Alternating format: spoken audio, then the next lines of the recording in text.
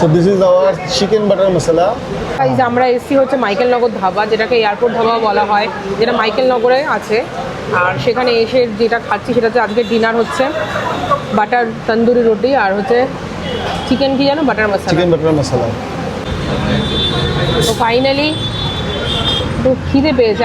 Actually আমি বেরিয়েছিলাম দাদার ওখানে, মানে দাদার সাথে গেলাম আর কি ঠাকুর আনতে। এখন আমার এত দূর খিদে পেয়েছে, আর আজকে যেহেতু ওখানে চলে গেছিলাম দিদিও আর রুটি করতে পারিনি, তো আপাতত আমাদের এটাই খাওয়া দাওয়া। তো চলো খেয়ে নিই।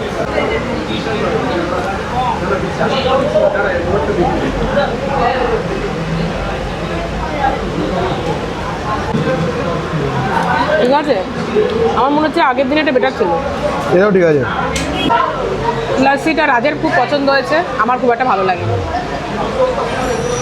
আজকের আমি চিকেন বাটার মশলাটা খুব একটা ভালো লাগেনি, অন্যান্য দিন একটু ভালো বানিয়ে দেয়। ঠিক আছে, সুজি ছিল খিদে আর একটু কাজু ফাজু দিয়ে সুন্দর করে বানিয়ে দেয়, আজকে খুব একটা ভালো বানায়নি।